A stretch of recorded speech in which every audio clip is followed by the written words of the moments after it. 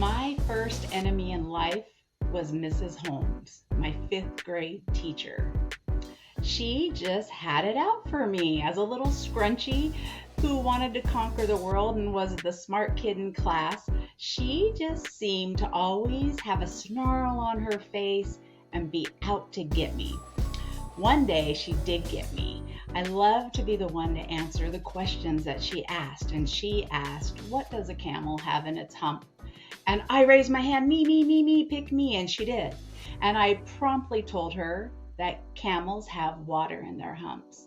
And with her snarly face and her old high heels that were all scruffy and her nylons that had holes in them and her just tense outlook in life in general, she says, "You're wrong, Carol.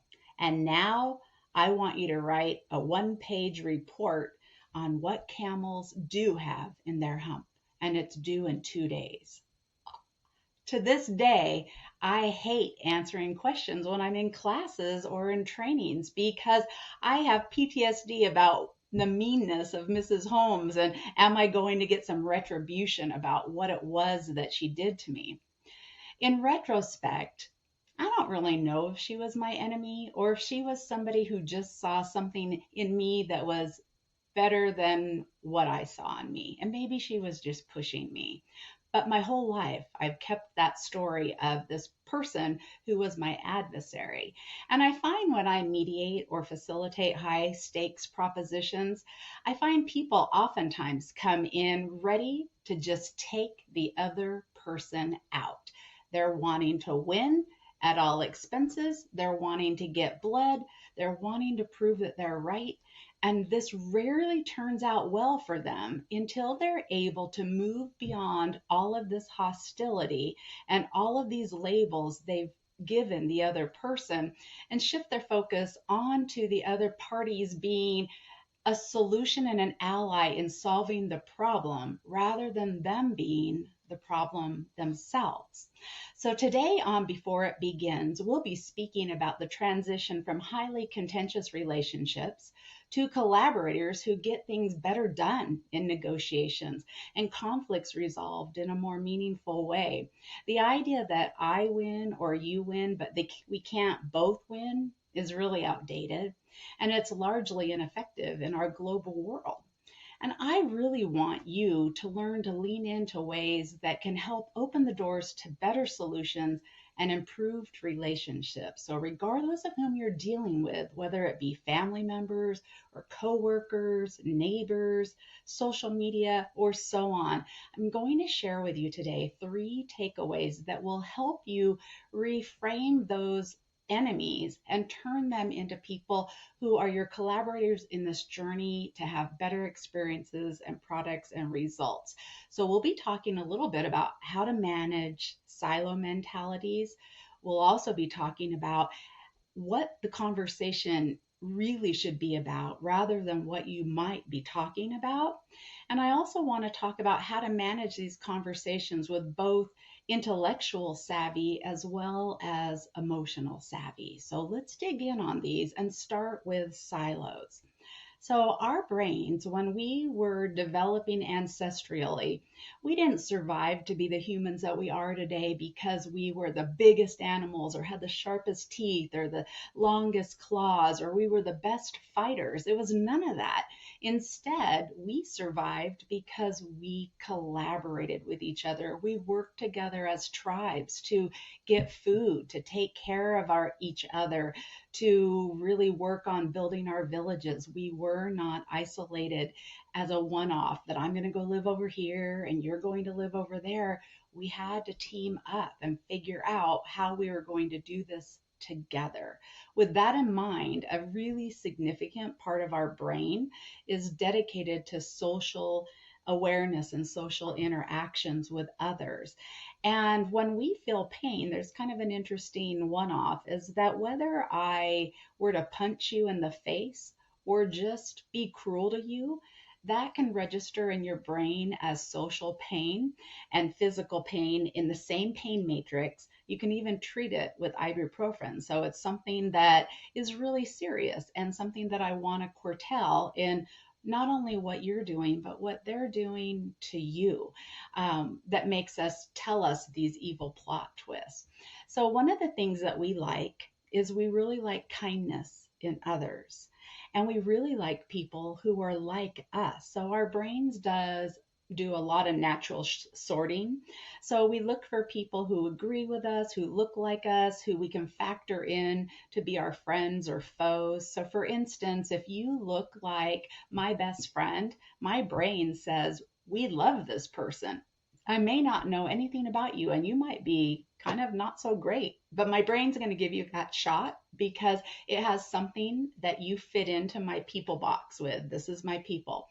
Likewise, if you are somebody who's I started to have a history of problems with, maybe we just aren't really communicating and there's been some things that haven't gone down well, or maybe you just remind me of somebody that has gone on with, I might not give you the time of day, which means that if we're working together on projects, I'm less likely to have any interest in hearing your ideas. Or even if I hear them, I'm certainly not going to really embrace them simply because they came from you.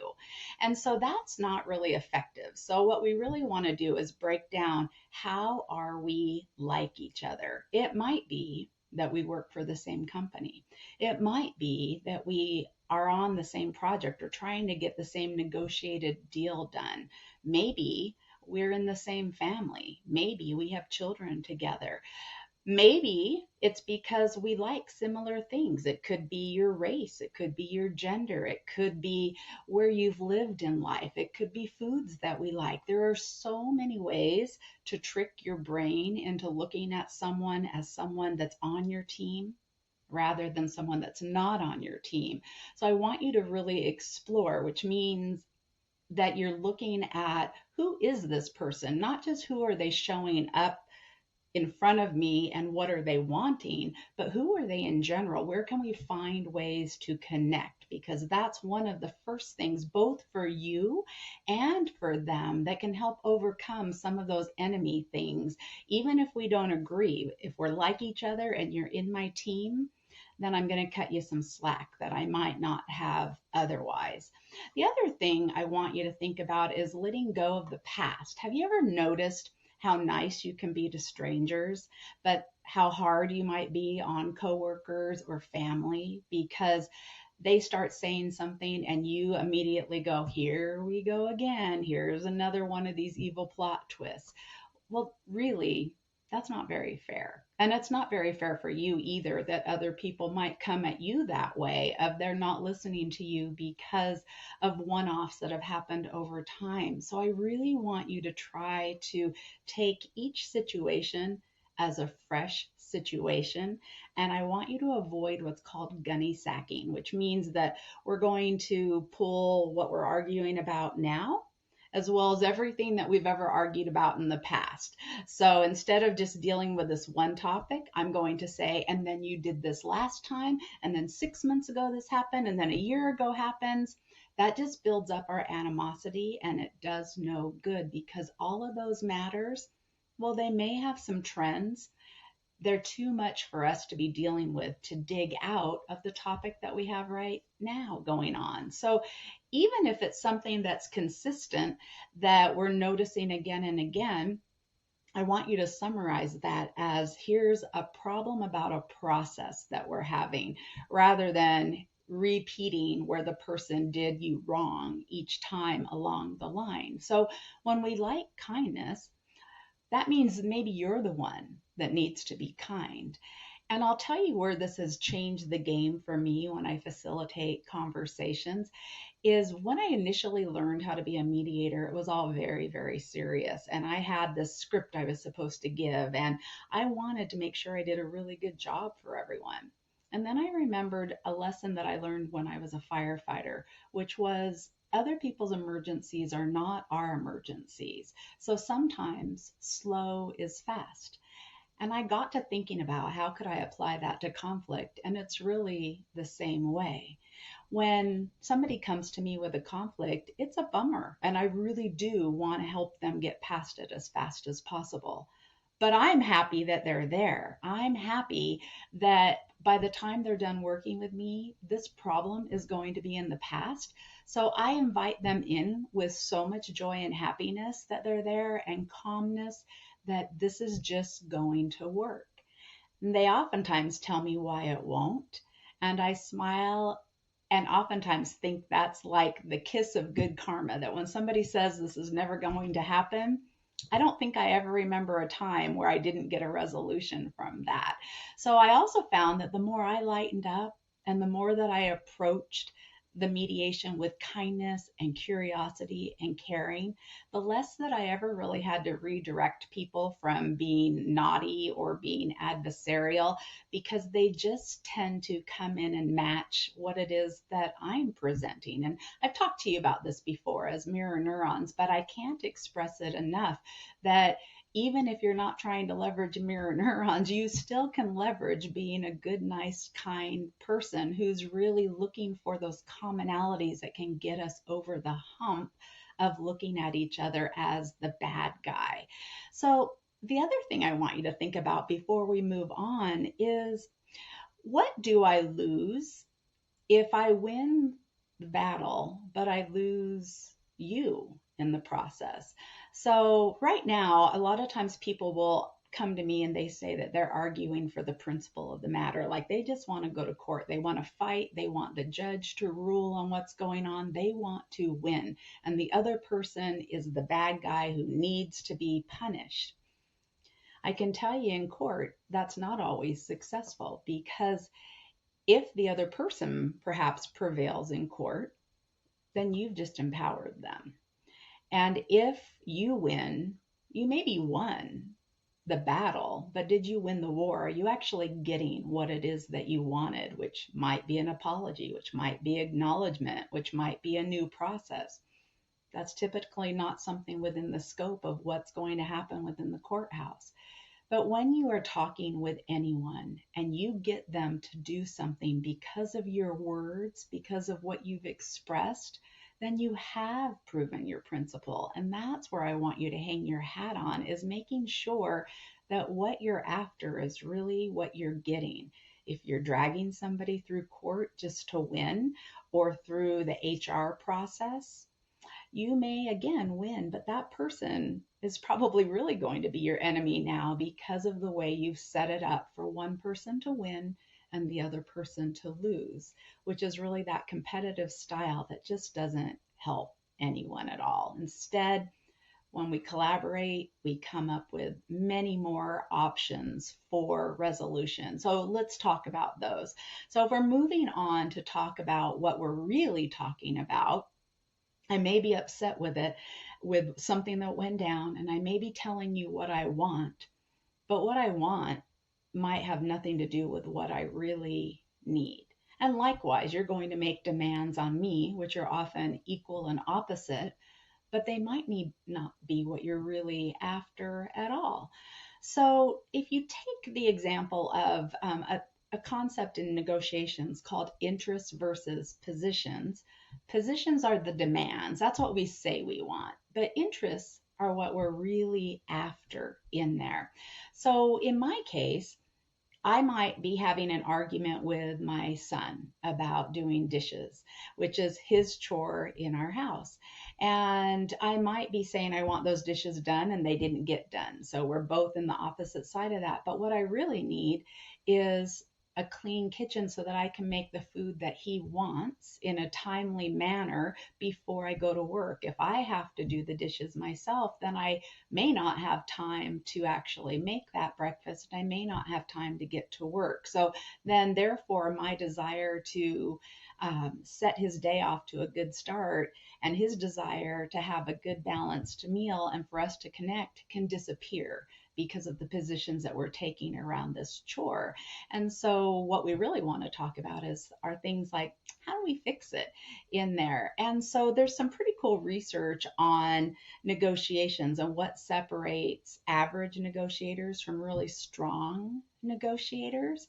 And average negotiators will come up with 2.6 solutions, which is just a click above I win or you win. So it's not very creative, and it doesn't give us a whole lot of words or opportunities to find something creative. Now, really good negotiators will come up with more than 5 solutions for any problems. So that means they're brainstorming and then deciding later, and they're picking from all the choices. And so if it were you and I that were discussing an issue, we'd be brainstorming together. And we might not want to make the decision the same day. We might want to wait a couple days to think if we could come up with any other ideas, or even fact check if the ideas that we have are good ideas together. But the cool thing about that is you brainstorm first and pick later, because if we're still enemies, I'll have an idea and you'll say, hate it. And then you'll have an idea and I'll say, no way are we going with that. And we will go back and forth and eliminate our ideas and we'll be stuck. If we can get to a part where we're brainstorming together, then we'll come up with these ideas of we could do this, we could do this, how about this, how about that?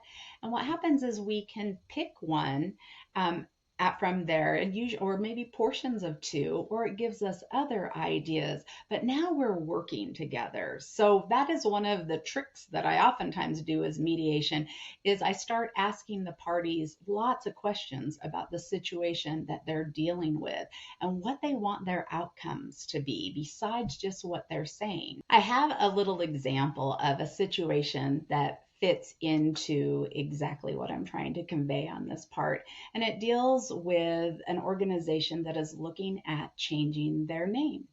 And they've had their name and their business for 70 years, but this name has a cultural reference to it.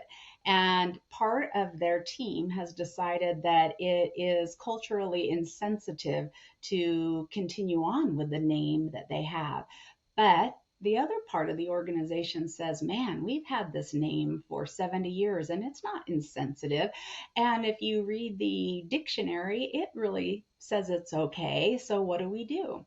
So when I go facilitate their conversation, if we were going to deal with just their positions, they would be arguing about whether we change the name or whether we don't change the name.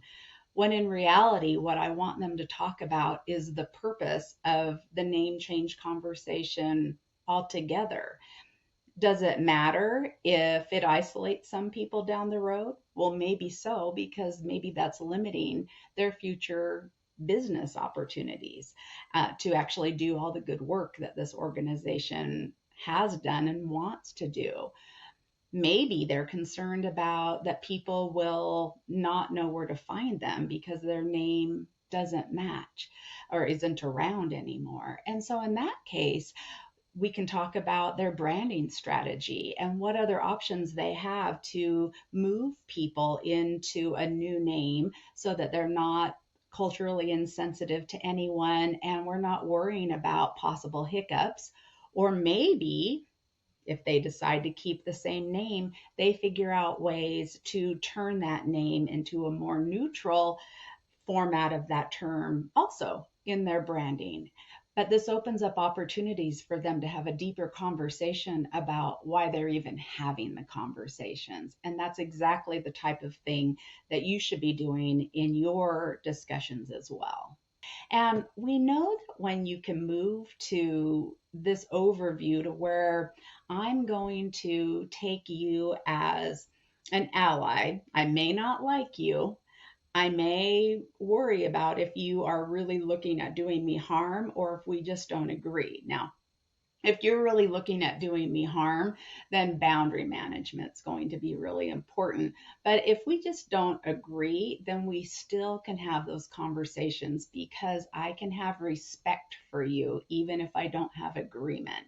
So that's where, again, my kindness comes in, My approaching you with respect comes in. And guess what happens when you can do these types of things? Then if you actually end up earning more money than if you're just competitive. So if you're competitive and you win over on me and you've just squished me in a negotiation because you wanted to win, I'm going to be waiting for you next time we have a negotiation. And you can bet I'm going to be looking for the opportunity to win over on you. I'm also not going to have the same trust for you. And I'm also going to have my fairness factor pop up, which means that you're leaving yourself some toxic fallout. So, what I'm wondering is for you to really think about how you go into these high stakes conversations. So, are you looking for common ground with the other person, or are you just willing to burn bridges? Because bridges come around. The world's not as big as you think. And many times you have the same people with whom to work, or those people know other people with whom you might be wanting to work in the future. And you want to make sure that we can disagree, but I'm still looking for a common collective way that we can move forward. I'm also wondering, are you modeling trust and vulnerability, or are you just looking for power and control? Nobody likes to be told what to do, and nobody likes power grabbing modes. So, this is where I want you to have trust. Maybe you don't have trust for the other person, but you certainly can have trust for yourself and trust for the process that you're going to allow yourself to walk through. And vulnerability is always a great thing to discuss and consider. So, I really want you to check your motives. I want you to check your baggage, and I want you to look at how you are outwardly facing the world, because you have so much agency for turning the enemy into somebody who's not in there. And so, with that in mind, the third thing that you'd have to switch to is managing your intellectual and emotional savvy. So, I'm wondering how you face people. How do you talk to them and listen to them? We've talked about these in different sessions, but I want to make sure that you're thinking that if you have an enemy, usually that's the villain in your story, which means that you're a victim. And I certainly don't want anyone to ever be the victim. So I want you to fact check that story.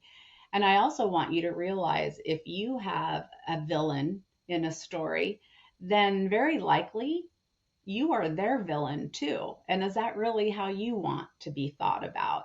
So I want you to look at this from their perspective as well as yours, because sometimes there is a rule of reciprocity. It's a real thing. And so if you can behave and start listening and being curious about what they're after and what they need, then there's a natural tendency that they now will do something in turn for you for fairness. And that's not anything you have to say. It's not a quid pro quo where you have to say, so I just did this for you, so now I expect this. It's not something that's overt like that. It's more of a subtle thing. It's more if I can say, I just want to hear.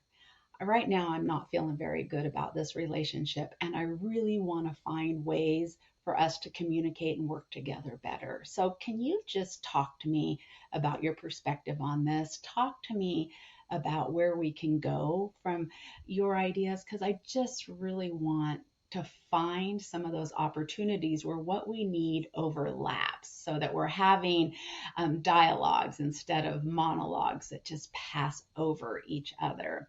I also want you to consider doing something like finding a mutual enemy that's not you or the other person. Sometimes the mutual enemy is time. Sometimes the mutual enemy is the system. Sometimes the mutual enemy are other people within the organization, or maybe they're the customers who are really difficult on the project that you're trying to work with. So, can you change it to where your enemy is now a friend of yours because you are both an enemy of somebody else's, of your more collective enemy in there? And with that in mind, that means you have to be future focused. And that can always be harder for our brains to construct, because typically when we come into arguments with people who we think of as the enemy, we come back or come in just really ready to point out everything that they've done wrong. We're really living in the past in there. And what I really want you to do again is move forward. How would we, if we were on the same team, move forward together in a way that suits them and gives them a little bit of a win, and in a way that suits you and gives you a little bit of a win? Maybe they're not all the same wins, but maybe it's even just saving face for the other person or for you. So there's two things in these types of conversations that are the most important for you to validate in this other person. One is emotions and one is values. When you hear somebody else's emotional statements or their value statements, this is what they're about. This is really the core of what's bugging them about whatever the topic is. This is your route to a resolution. So if I say, I really dislike this because it does not feel fair, I want you to say something like, fairness is really important to you, and I get this. Can you help me understand what would make this deal more fair in your eyes? All of those, if you just stick there, will get you a little bit more and a little bit more about that person. And I'm also wanting you to explore by what they're telling you about their emotions, what they're telling you about their values and what they want. They also have pain points. Can you identify their pain points, and can you find any way to relieve them so that they recognize that you're trying to meet them where they're at?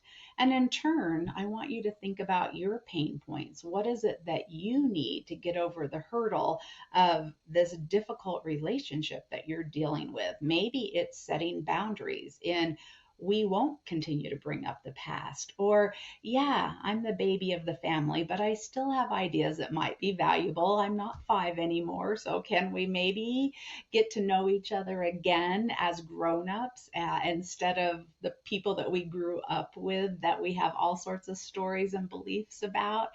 And another really cool thing you can do is ask people for help. So people really like people that they help. There's something that happens in our brain that if I help you, I'm investing in you.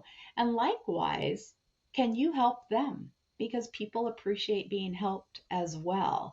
So just like I want you to be able to have some empathy and validate emotions and validate values, is there something that you can do to help them, to make it as easy as possible for them? And I also want you to remember that just because you have facts in your favor, that is not enough to find for the other person just to cave in and give in to whatever it is that you want. You also have to make sure you're dealing with their emotional side.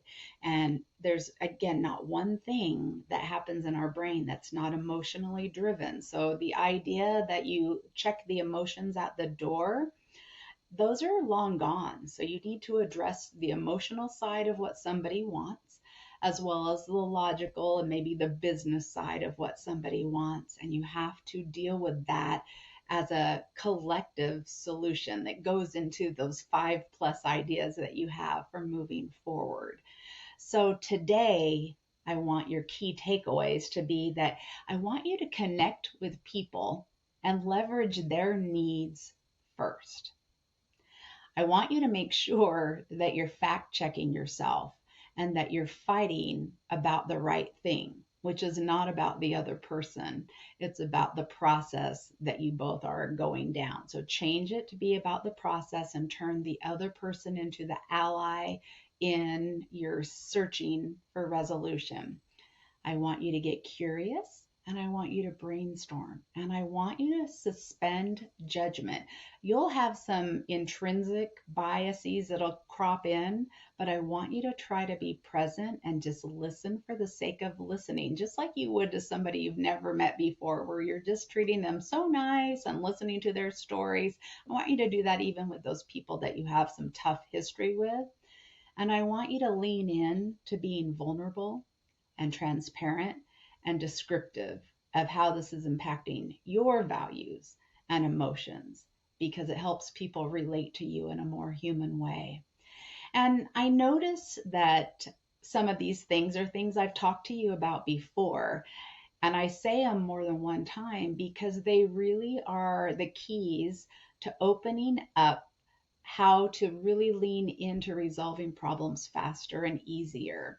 So, these techniques and many others, as I tell you, are some that I share with my clients, whether through mediating, coaching, or training or consulting. And right now, there's a lot of new classes that my team are offering and leaning in based off of your request for more. So if you're interested in learning more beyond these podcasts, check out my website, carolbarks.com, and you can leave me a message for what it is that you're interested in, and we will be happy to get back to you and work with you.